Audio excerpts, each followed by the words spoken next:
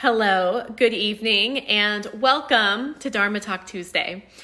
Today, we are talking about the biggest mindset shift that distinguishes a manifestor from a Dharma Queen. So, believe it or not, there's a difference between someone who manifests and can generate results and someone who shows up as a Dharma Queen. So what does it mean to be a Dharma Queen? A Dharma Queen is dignified, she's respectful, she's respected, she's peaceful. The way that she creates her life is graceful and easeful and in flow. And most of all, it's joyful. A manifestor experiences like ups and downs and roller coasters and a feeling of like, I know I can manifest, but there's sometimes like a struggling or a suffering with it. So that's the difference. And I want to give you the biggest mindset shift that you can implement like literally right away today that differentiates a manifestor from a Dharma Queen. You excited about that? Hearts and likes if you're excited about that. And as you're hopping on, I love that you're saying hi and sharing where you're tuning in from. Angie, happy belated birthday. I loved all your pictures and face masks, and it looks like you just had a grand old time. So congratulations with that. And here we go. The difference between a manifestor and a Dharma Queen and the biggest mindset shift that distinguishes them. Here we go. So credit where credit is due. I was inspired on this topic when I went and saw Abraham Hicks with Matt. And one of the things that she was talking about that I found very inspiring was the manifesting process. So a lot of people ask her questions along the lines of, you know, how do I stay faithful? How do I not, how do I deal with doubt? How do I deal with like people around me who are trying to drag me down? Like I heard a lot of those kinds of questions. And every question she answered had a very similar thread, and it really reminds me so much of what has a Dharma Queen manifest in a way that has her show up in the world, that even if she's playing a big game and if it's stressful, she still is like magnanimous and joyful and at ease and so fully filled with faith that she doesn't settle into fear and guilt and shame and contraction. And you know what I'm talking about? Like I even feel that in my belly when I say it. And here it is. I'm just going to say it to you right off the bat. The difference is that a Dharma Queen does what Abraham Hicks was talking about doing, which is a Dharma Queen is more focused on the process of manifesting her desire than the product of her manifested desire. So I'm going to say that again. A Dharma Queen is more focused on the process of manifesting her desire than the product of her manifested desire. So let me give you a really concrete example. Post in the comment thread below something that you're working on manifesting right now. Maybe it's growing your business. Maybe it's growing your audience. Maybe it's manifesting a partner. Maybe it's having your relationship elevate to the next level. Maybe it's like a health or a fitness type of goal. Post in the thread something that you're manifesting and focused on creating right now. And go ahead and post, and I look forward to seeing what you say. And like, for example, one of the things that I love to coach people on and that I love to focus on is business manifestation. And I really believe that manifesting money and manifesting business success is the easiest thing to manifest. And I remember when my spiritual coach who I first learned from used to say that, and it used to drive me crazy. And I used to think, well, maybe for you.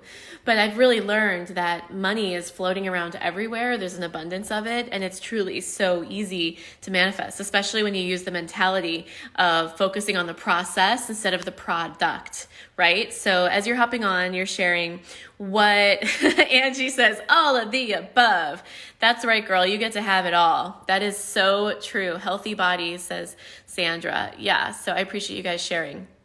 When you speak into it, by the way, like that, it creates energy around it that has you attract it faster. So I love speaking my goals into Facebook Lives like this because there's an energy around it that has it manifest and attract to you even faster. So very smart of you to share it here. Angie says, it's my year. Yes, it is, lady. Yes, it is. Okay, so let me just talk about this for a second, because there's a distinction here that I think is very confusing for some people, and I want to make sure that you're very clear, because my intention is that you leave this conversation like empowered and ready to fly, and you're like, I know exactly what I need to do. Hearts and likes if that sounds good to you. That's my intention.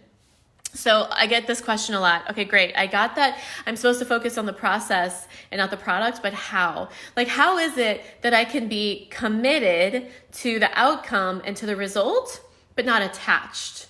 Like, how is it possible that I can be committed to the outcome, but not attached? So that's really what I want to talk about here for a second, because I think that's really the core of what a lot of people run into and struggle with when they run into this idea of like, okay, I get that I need to be more focused on the process and not the product. Another way to look at that is how to be committed to the outcome but not attached.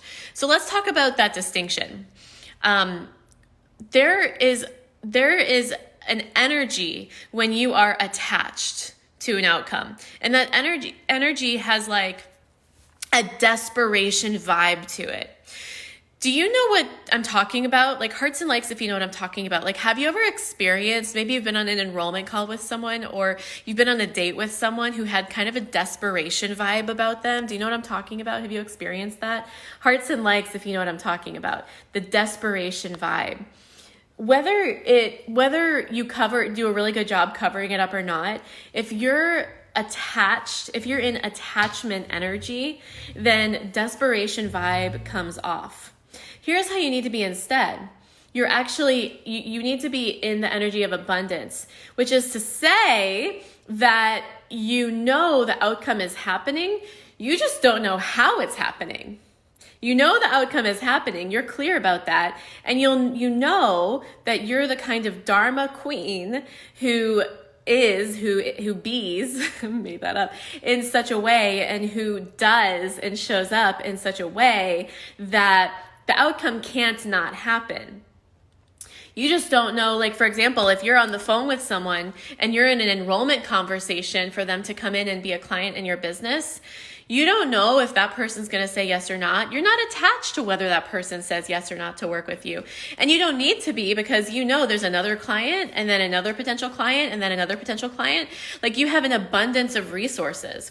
And like, whether that feels true for you or not, I invite you to embrace that mentality as a fact of your life, as a fundamental belief, because your beliefs start it all. And if you believe that there is a finite number of resources or finite number of potential clients, then guess what's going to be true for you? Whatever you believe. It's like what Henry Ford says, his famous quote, whether you think you can or you can't, you're right. And so the first step is to choose abundance. To choose there is an abundance of resources, an abundance of possibilities. And then you show up in a way. You get on as many phone calls as you need to. You courageously reach out to as many people as you can. You ask for introductions. Like, you show up in a committed way, fully knowing you don't know where the first or the next or the fifth or the 10th client is going to come from, where the next opportunity is going to arise from. But you don't have to worry about that. It's not your job to worry about that. It's not your job to be fearful about that. In fact, here's what I'm saying. This is what a Dharma Queen does. It's your job to be joyful about it. It's your job to be peaceful about it. It's your job to enjoy the process, to actually embrace and enjoy every conversation that you have, every date that you go on, every gym workout that you do, every healthy meal that you eat. It's your job to be grateful for the process. And when you find that you are frustrated, and I didn't say if, I said when, because we're all human. When you find that you are frustrated with the process, that's when you remember this Facebook Live and maybe go rewatch it. And you reground yourself in gratitude. You reground yourself in respect, in dignity, in inspiration. Like, I gotta say, some of the problems I deal with in my business now that I have, like, for example, I'll give you a really specific example. We have an event coming up this coming weekend. There's a lot of moving parts. It's going to be a relatively large event compared with, like, my smaller masterminds and things like that I run all the time. And so there's a lot of moving pieces. There's a lot of details. And quite frankly, I don't like dealing with details. I really don't. I'm not a details person. However, I deal with them because I get to.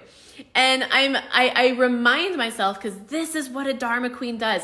She doesn't resist the details. She doesn't resist the things that make her uncomfortable. She embraces them. And I gotta say, I'm so grateful to be someone who has the problems that I have right now in my business regarding the details I get to get under control and like all of the little moving parts to be able to have the successful event that we're having this weekend.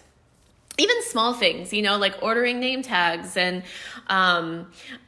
grounding the team. Like, I'm so grateful to have a rock star team of amazing women who are going to support me at this event. I'm so grateful to have an event producer. I'm so grateful to have an amazing printer to make beautiful name tags. Like, that's the shift. It's not, I hate details. That's like the initial thought. And then it's, I shift. My mind, changes. And I shift into, wow, I'm so grateful to be able to do this so that I can stand in front of the room and we're grounded and we have everything we need and God can flow through me. And I can inspire, evoke, and generate transformation in these women in a matter of 2 days together in the room and unleash your inner calling. Do you see that shift? And so I want you to think for a second right now, what is a goal that you have? You've already written it in the box. Now, what are you resisting about it?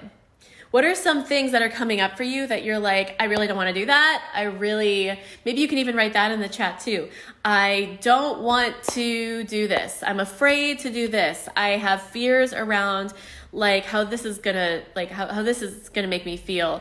I'm avoiding this. Like, these are some of the things that I want you to just shine some light on, because when you shine the light on them, the shadow goes away. So start to look at what are some of the fears, what are some of the things that you're avoiding. Start to look at that right now and then post that in the comment section. So again, you can be free from it. So you start to look at what you're resisting. And now you look at, okay, I've been resisting this. This is something that I haven't really been wanting to focus on or look at, or I've been like actively like avoiding it or not enjoying it. So then what happens is, this is the mindset shift. You shift to gratitude, and you shift to grace, and you shift to trust, and you shift to ease and embracing the process. What would it feel like for you to enjoy the process? To have it be a get to instead of a have to. What would it feel like? Like, imagine the freedom that you can literally already start to experience now, knowing that the goal is happening. Your goal is going to be achieved. It is happening. Like, lock into that now, lock in and lock on, as I like to say. And instead of resisting the experience, to actually melt like ice cream and surrender to the process and to the experience and like allow yourself to be carried. But that, again, I just want to distinguish, that doesn't mean don't do the things. It just means your mindset is different. You're grateful now. You're graceful now. You're noticing the distinction between what you're doing now and what you did before, and how much farther ahead now than you were before. It's the little stuff like that. And that's it. I know it's simple. Like, that's literally all I'm going to share with you right now. It is so simple, and it's just a shift. Now, here's what I will say. If you find that you're like really in it, if you find that you're really in resistance and you're really struggling, I get it. And I completely understand. And that's one of the reasons why I have people do the 3 pillars of manifestation and not just the 1 pillar, which is what I just talked about, which is doing. The first 2 pillars are yoga and emotional cultivation. The reason why I include those is because they facilitate in creating a shift for you.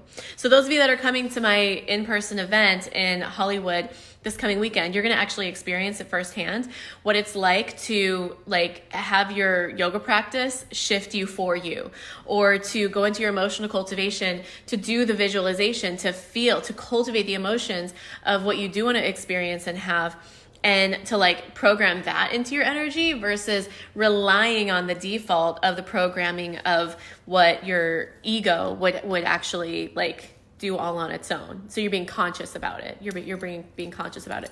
Those are some tools that I use to help people be more empowered on creating that shift versus trying to like use their own will to have it happen. So those are the 3 pillars of manifestation: is yoga, emotional cultivation, and then taking the inspired action. So if you're coming to the event this weekend, you're going to get to experience it firsthand, and we're actually going to create real results around your business vision while we're at the event, which is super exciting. But I do want to put that in here because some people, they'll say like, Julie, like I've been trying to shift. Like I am committed. I am wanting to show up as a Dharma Queen instead of just a manifestor. And I acknowledge you and I hear that. And I just want to encourage you to try yoga or try emotional cultivation, which like if you need those links, just send me a private message and I can provide you a link to our 7-day chakra opening yoga challenge. And I can provide you a link to some emotional cultivations I can send you that I've recorded so you can experience them. Happy to do that. But that's just some like background on things that I know work to help create that shift. What I'm also going to do, by the way, is I'm going to post a link down in this thread for my upcoming event this weekend, which by the way is completely free. It's one of the ways that I give back, and I'm really grateful and excited that I get to do that, and I'm at a point in my journey where I can do that. So I will post a link there, and if you want to bring friends, you're totally welcome to. You just want to make sure that they register and that they're women, because it's women only. It's a sisterhood event. And that's all for today. So that's all I'm going to share with you today. I look forward to seeing your comments and your shares and your hearts and your likes on what resonated with you in today's Dharma Talk Tuesday. And I will see you next week in the Dharma Talk Tuesday chair right here for Dharma Talk Tuesday. Bye.